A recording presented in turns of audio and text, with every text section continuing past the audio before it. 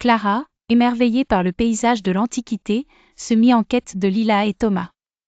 Elle avait entendu tant d'histoires sur leurs aventures et se sentait inexplicablement liée à eux. Alors qu'elle errait dans les rues animées, elle observait les vêtements colorés des habitants et cherchait un moyen de se fondre dans la masse. Clara demanda à de nombreux passants si quelqu'un connaissait Lila ou Thomas. Malheureusement, personne ne semblait en avoir entendu parler. Néanmoins, elle ne se laissa pas décourager. Elle continua d'explorer la ville, espérant tomber sur un indice. Après une longue recherche, Clara arriva sur la place du marché, vibrante de vie. Les marchands criaient pour vendre leurs marchandises, et l'air était empli de senteurs alléchantes. En se promenant, elle remarqua une enseigne suspendue à une boutique, chez Lila. Son cœur s'emballa. Clara entra dans la boutique, s'attendant à trouver Lila.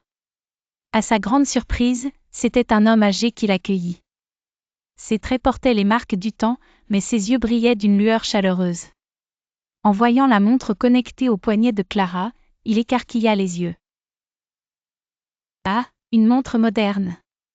Cela fait longtemps que je n'en ai pas vu, dit-il avec un sourire. Je suis Kai, le mari de Lila. » Clara, surprise, demanda immédiatement où se trouvait Lila. Kai, avec une expression triste, expliqua que Lila était décédée il y a plusieurs années. Clara sentit son cœur se serrer à cette nouvelle, mais elle savait qu'elle devait en apprendre davantage. Kai lui parla de leur vie, mentionnant qu'ils avaient 2 enfants, Lunia et Jules. Clara, touchée par l'histoire de Kai, demanda s'il pouvait lui parler d'eux.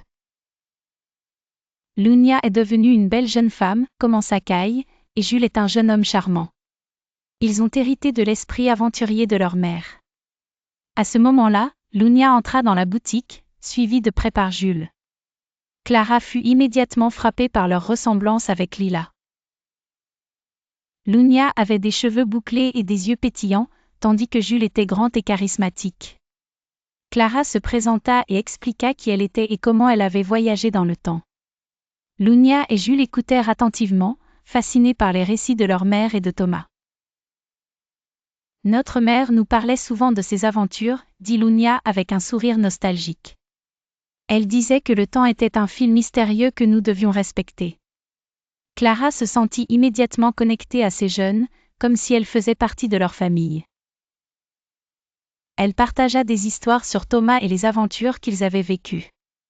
Les enfants de Lila furent ravis d'apprendre qu'il y avait encore des gens qui se souvenaient de leur mère. Kai, ému, expliqua comment Lila avait toujours voulu transmettre son amour de l'aventure et de la découverte. Elle leur avait appris à apprécier la beauté du monde et à ne jamais cesser d'explorer. Après avoir partagé des histoires, Clara proposa à Lunia et Jules de se lancer dans une nouvelle aventure. Ensemble, ils pourraient découvrir des secrets oubliés du passé et honorer la mémoire de Lila et Thomas. Inspirés par l'idée, Lunia et Jules acceptèrent avec enthousiasme. Clara leur montra la carte qu'elle avait trouvée et les guida dans une quête pour découvrir d'autres éléments de l'histoire de leurs parents. Ensemble, ils traversèrent les terres de l'Antiquité, explorant des ruines anciennes, rencontrant des sages et vivant des aventures inspirantes. Clara, Lunia et Jules s'épanouirent dans cette nouvelle expérience, forgeant des liens indéfectibles tout en gardant vivante la mémoire de Lila et Thomas.